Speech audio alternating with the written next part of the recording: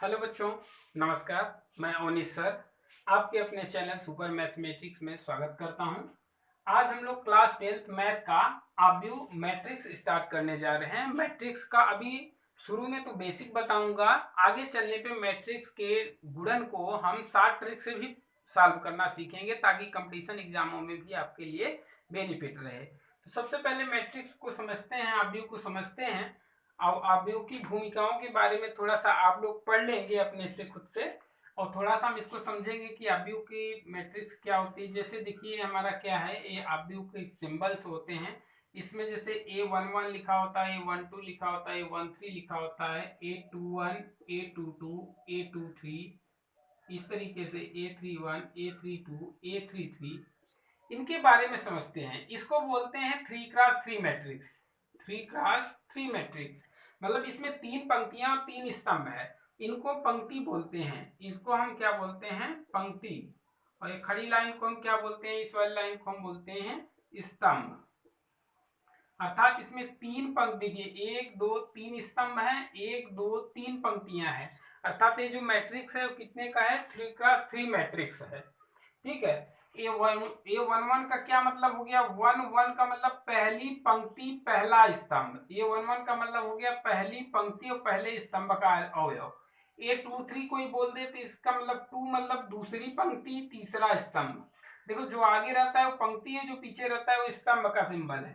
ठीक है। A32 कोई पूछ दे तो मतलब तीसरी पंक्ति दूसरा स्तंभ। ठीक है। तो यहां से बात क्लियर हो गई होगी। एक और देख लो, A13 का मतलब पहली पंक्ति तीसरा स्तंभ। ठीक है।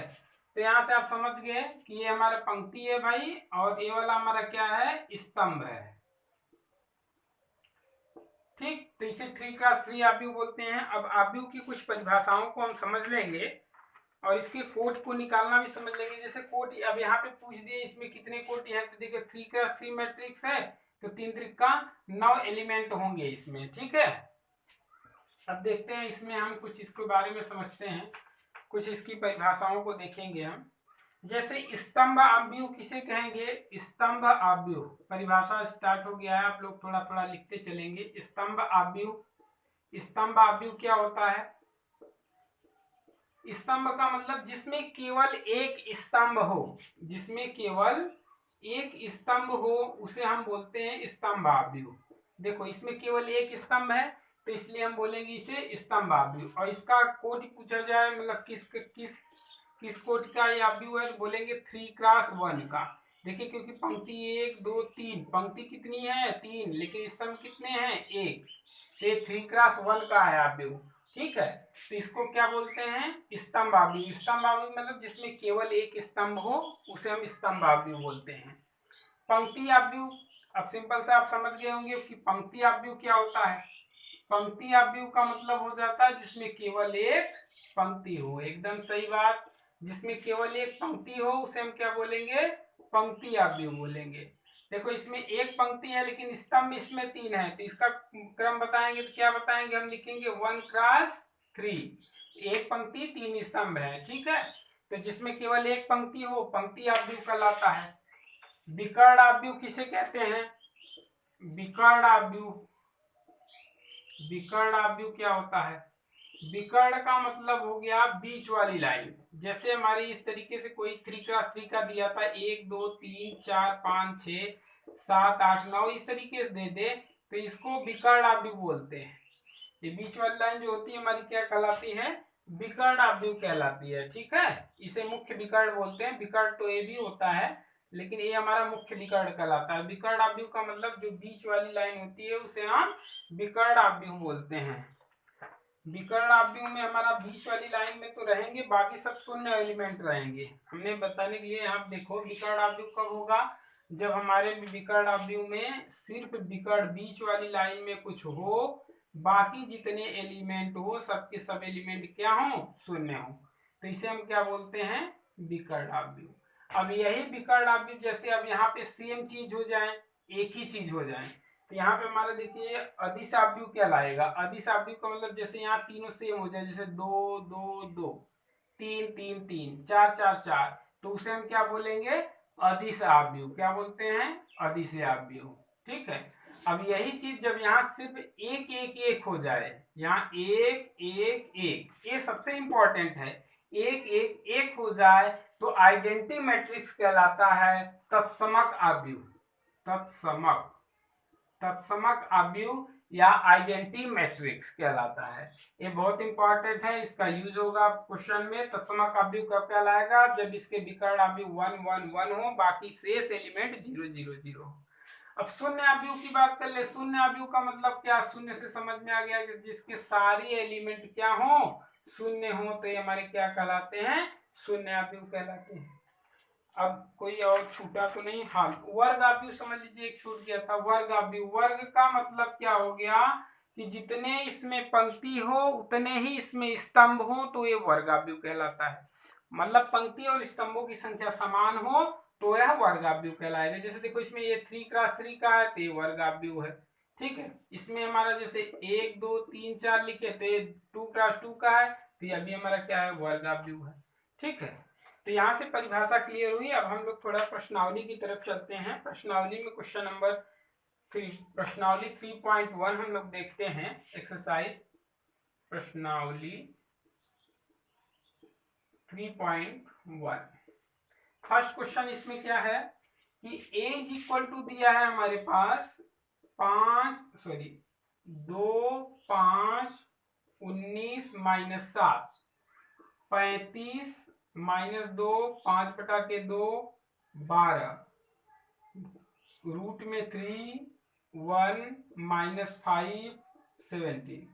अब सिंपल से पहले तो ये बता दो कि इसका क्रम क्या है। तो क्रम बताने के लिए सिंपल बोलेंगे 1 2 3 पंक्ति, 1 2 3 4 स्तंभ, मतलब 3x4 का है। एलिमेंट कितने होंगे? 4 3 12, टोटल एलिमेंट 12 हैं। अब इसमें क्वेश्चन नंबर फर्स्ट पूछ रहा है, पहला क्वेश्चन इसमें पूछा कि आव्यूह की कोटि बताइए।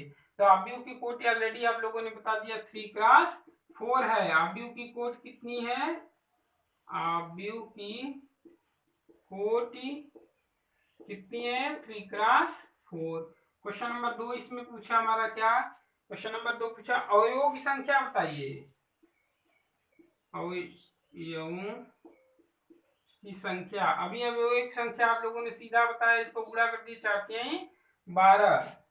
इसमें फिर तीसरा क्वेश्चन पूछा, इसमें तीसरा पूछ दिया उसने कि अवयव A13 बराबर कितना है, A21 बराबर कितना है, A33 बराबर कितना है, A24 बराबर कितना है और A23 बराबर कितना है। तो सिंपल आप लोगों को पहले ही बता दिया। 1 3 का मतलब पहली पंक्ति तीसरा स्तंभ। 1 3 कहाँ है? यहाँ पे है। कितना है? 19। A21 दूसरी पंक्ति पहला स्तंभ, कितना है? 35। A33 तीसरी पंक्ति तीसरा स्तंभ, यहाँ पे हमारा है कितना है? -5 है। ठीक है, तीसरी पंक्ति तीसरा स्तंभ। A24 दूसरी पंक्ति चौथा स्तंभ, कितना है? 12। A23 दूसरी पंक्ति तीसरा स्तंभ, कितना है? 5 बटा के 2 हो गया। तो यहाँ से क्वेश्चन नंबर 1 हमारा कंप्लीट हो गया। क्वेश्चन नंबर 1 इसे स्क्रीनशॉट ले लीजिए, सॉल्व कीजिए, आगे चलते हैं। क्वेश्चन नंबर 2 देखते हैं। इसमें क्वेश्चन नंबर 2 में हमारा क्या कह रहा है कि यदि किसी आव्यूह में 24 अवयव हैं, यदि किसी आव्यूह में 24 अवयव हैं तो इसकी संभव कोटियां क्या होंगी। देखिए 24 अवयव हैं। कितने अवयव हैं? 24 अवयव। 24 अवयव हैं, तो इसमें संभव कोटियां पूछा है। तो कोटियां कैसे निकालते हैं? इसके गुणज ऐसे गुणा लीजिए जिसका गुणा करने पे 24 आ जाए। जैसे 24 गुणे 1 24 एक्का 24, 2 गुणे 12 12 दूनी 24। इस तरीके से हमें लिखना है। क्या लिखेंगे? 1 गुणे 24 24 गुणे 1 2 हो गए, 2 गुणे 12 12 गुणे 2, 6 गुणे 4 4 गुणे 6। ठीक है, और बस हो गया। और दूसरा एक और इसी में पूछा है, यदि इसमें 13 अवयव हो तो कोटियां कितनी होंगी। यदि इसमें 13 अवयव हैं तो ये तो सिंपल आप बता सकते हो, एक ही होगा 13 का गुणा, 1 गुणे 13 या 13 गुणे 1। बस। अब इसी तरीके से क्वेश्चन नंबर 3 है, 3 सेम यही है, तो क्वेश्चन नंबर 3 को मैं छोड़ दे रहा हूं आप लोगों के लिए। क्वेश्चन नंबर 4 देखते हैं हम लोग। क्वेश्चन नंबर 4 देखेंगे अब यहाँ से। क्वेश्चन नंबर 4 में हमारा क्या कहता है, देखिए क्वेश्चन नंबर 4, एक 2x2 अवयव है, एक 2x2 का अवयव है, मतलब 2x2 का अवयव है, जिसमें a बराबर हमारा दिया हुआ है कितना, ए आई जे। आई जे मतलब हमारे ये पंक्ति और स्तंभ को दिखाता है कि रचना कितना है जिसके अवयव निम्नलिखित प्रकार से प्रदत्त हैं। पहला इसमें दिया है, पहला क्वेश्चन में, ये आई जे जो है वो किसके इक्वल है, आई प्लस जे का होल स्क्वायर बटे में कितना भाई 2। तो चलिए इसको सिंपल सा हम पहले तो लिख लेते हैं। 2x2 का अवयव का सूत्र क्या होता है, a is equal to 2x2 का अवयव होगा a11 a12 a21 और a22, यही होगा हमारा 2x2 अवयव बन गया। यहाँ लिखना चाहोगे लिख लो 2x2 का। अब यहाँ पे देखो पहला हम क्या लेंगे a11, तो यहाँ से a11 हमने लिखा तो अर्थात i की जगह भी 1 है और j की जगह भी 1 है, तो इसमें i की जगह भी 1 रखेंगे और j की जगह भी 1 रखेंगे। स्क्वायर है तो स्क्वायर लगाएंगे बटे में 2, एक और एक मिलके 2, 2 का स्क्वायर 4, 4 बटे में 2 कैंसिल करोगे तो कितना 2, अर्थात a11 जो एलिमेंट है वो कितना आएगा आपका, a11 एलिमेंट जो है वो आएगा 2। इसी तरीके से अब हम a12 निकालते हैं। a12 निकालेंगे मतलब i की जगह कितना रखेंगे 1 और j की जगह कितना रखेंगे 2, तो रखिए i की जगह 1 j की जगह 2, होल स्क्वायर है तो स्क्वायर करो बटे में 2 बराबर 2 1 3, 3 का स्क्वायर 9, 9 बटा के 2, चाहो तो 4.5 लिख दो या तो 9 बटा के 2 डायरेक्ट लिख दो।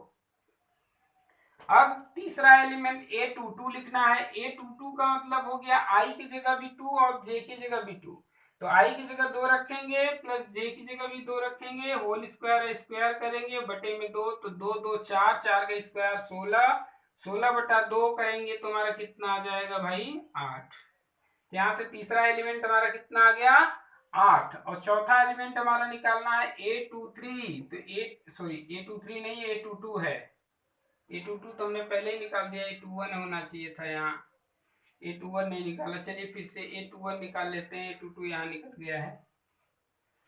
a21 निकालते हैं, i की जगह पे 2 है और j की जगह पे 1, तो 2 प्लस 1 का होल स्क्वायर बटे में 2, तो यहाँ पे हमारा 3 का स्क्वायर 9 बटा के 2, यहाँ पे हमारा कितना आ जाएगा 9 बटा के 2, तो यहाँ से हमारा 2x2 का अवयव निकल गया, यही आपका फाइनल रिजल्ट हुआ। ठीक है, सिंपल सा था, कुछ नहीं, ये दिया हुआ क्वेश्चन था 2x2 का पूछा, 2x2 का यही होता है, हमने 1 बाई 1 करके रखा, i की जगह 1 j की जगह भी 1, तो ये हमारा आ गया पहले एलिमेंट पे, दूसरे पे रखा दूसरा आ गया, तीसरे पे रखा तीसरा, चौथे पे चौथा।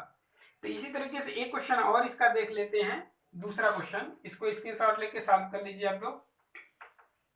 चलिए एक क्वेश्चन और देखते हैं दूसरे का दूसरा, और एक आपके लिए छोड़ देंगे तीसरा, ताकि आप लोग करें, अभ्यास पढ़े, आदत पढ़े, नहीं आदत पड़ेगा तो मजा नहीं आएगा।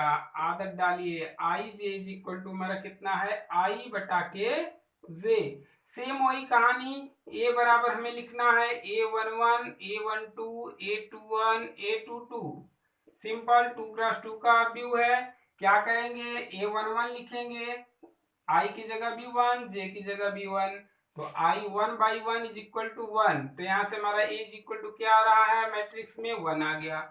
दूसरा देखेंगे a12 is equal to i की जगह पे 1 j की जगह पे 2, तो कितना आ गया 1 बाई 2।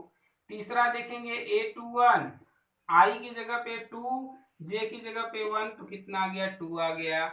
फिर इसी तरीके से a22 i की जगह भी 2 j की जगह भी 2 कैंसिल करेंगे तो 1 आ गया, ये हमारा 2x2 का अवयव बन गया। ठीक है, सिंपल है, कुछ है नहीं। तो क्वेश्चन नंबर 2 आपका, सॉरी क्वेश्चन नंबर चौथे का दूसरा था, क्वेश्चन नंबर 4 का दूसरा था। ठीक है, यहाँ से कंप्लीट हो गया। अब हम लोग क्वेश्चन नंबर 5 भी सेम है, तो क्वेश्चन नंबर 5 भी हम छोड़ेंगे, 2-3 क्वेश्चन रहेगा तो आपका अभ्यास ज्यादा से ज्यादा हो सकेगा। तो क्वेश्चन नंबर 4 चौथे का तीसरा, क्वेश्चन नंबर 5 आप लोगों के लिए छोड़ देते हैं। क्वेश्चन नंबर 6 देखते हैं हम यहाँ से, क्वेश्चन नंबर 6। क्वेश्चन नंबर 6 हमारे पास क्या है, देखिए निम्नलिखित समीकरणों में से x y z के मान ज्ञात करना है। पहला दिया हुआ है हमारा क्या, यहाँ पे हमारा दिया है 4, 3, x और 5, और यहाँ से हमारा क्या दिया हुआ है y, z, 1 और 5। ये तो बहुत सिंपल सा है, कोई दिक्कत नहीं है इसमें। हम कंपेयरिंग सीधा कंपेयर करेंगे तो x की जगह पे यहाँ पे कितना है 1, तो x की वैल्यू आ गई 1। y की वैल्यू हमारी y देखो y यहाँ है, यहाँ पे हमारा कितना है 4।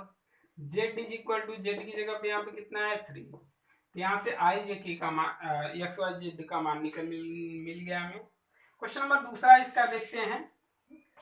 ये तो सिंपल था, समझ गए होंगे, उतार लीजिए।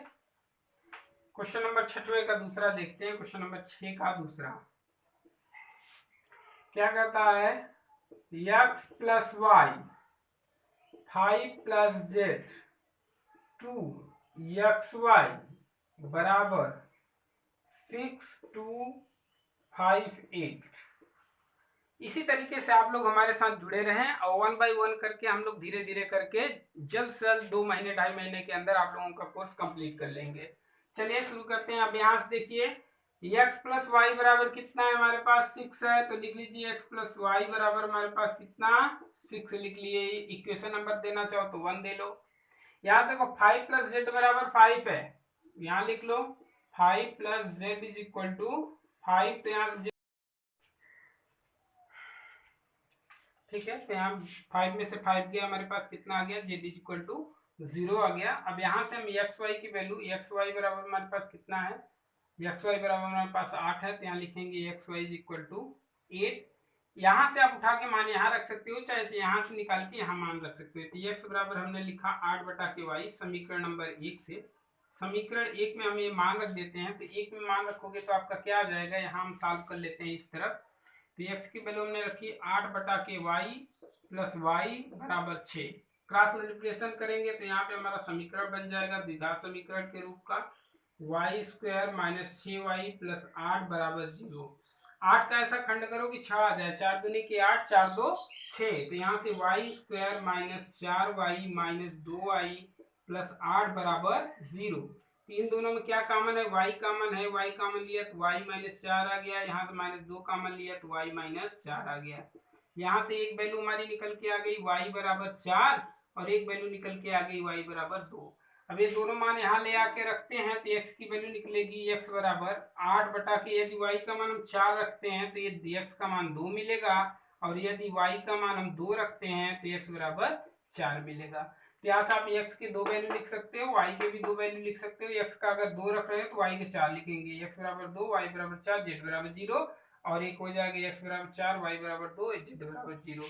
ठीक है, तो यहाँ से क्वेश्चन नंबर हमारा 6 समाप्त होता है। क्वेश्चन नंबर 7 सेम इसी प्रकार से है, तो आप लोग इसको देख लेंगे। क्वेश्चन नंबर 7 को भी 6 और 7 सेम है, अभ्यास करेंगे जितना ज्यादा उतना अच्छा है। क्वेश्चन नंबर 8 देख लेते हैं। क्वेश्चन नंबर 8 में है हमारे पास कि यदि a बराबर हमारा दिया हुआ है, यदि a बराबर a i j है, और यहाँ पे कह रहा है कि m क्रॉस n एक वर्ग आव्यूह है। वर्ग आव्यूह है तो कि एक वर्ग आव्यूह कब होगा, जब m का मान n के मान के बराबर होगा। वर्ग आव्यूह का मतलब 2 क्रॉस 2, 3 क्रॉस 3, 4 क्रॉस 4, अर्थात जो m का मान होगा वही n का मान होगा, तभी वो वर्ग आव्यूह कहलाएगा। अर्थात m बराबर होना चाहिए n के, अर्थात यहाँ विकल्प नंबर इसका 3 सही है। और क्वेश्चन नंबर 9 जो है वो 6 की तरह है, लेकिन फिर भी देख लेते हैं इसको। क्वेश्चन नंबर 9 को भी हम लोग एक हल कर लेते हैं अपनी तरफ से। क्वेश्चन नंबर 9 में हमारा कह रहा है x और y के प्रदत्त मानों की व्याख्या करनी है। तो यहाँ से देखिए 3x plus 7 y plus 1 5 2 minus 3x बराबर है किसके, 0 y माइनस 2 8 और 4 के।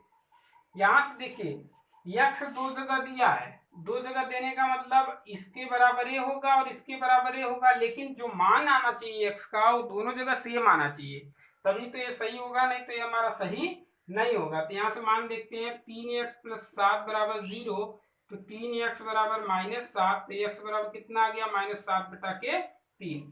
यहाँ से चेक करते हैं 2 माइनस 3x बराबर 4, तो माइनस 3x बराबर हमारा कितना आ जाएगा 4 माइनस 2, अर्थात x बराबर हमारा कितना जाएगा 2 बटा के 3 माइनस में। तो ये दोनों हमारे अलग अलग आ रहे हैं, अर्थात ऐसा कोई भी अवयव संभव नहीं है, ज्ञात करना संभव नहीं है। विकल्प नंबर बी इसका सत्य हो जाएगा। आशा करता हूं कि आप लोगों को ये चैप्टर अच्छे से समझ में आया होगा और आप लोग को अगर किसी भी प्रकार की कोई समस्या आती है तो आप लोग बेझिझक कमेंट कर सकते हैं। हमारे चैनल पे सुपर मैथमेटिक्स चैनल को लाइक शेयर और सब्सक्राइब करें और ज़्यादा से ज़्यादा अपने दोस्तों में शेयर करें और 1 बाय 1 करके हम टॉपिक बाय टॉपिक करके आप लोगों को जल्दी से जल्दी सारे सिलेबस को कंप्लीट करेंगे और हम लोग जहाँ तक हो सके गणित में सबसे बेस्ट करके दिखाएंगे। धन्यवाद।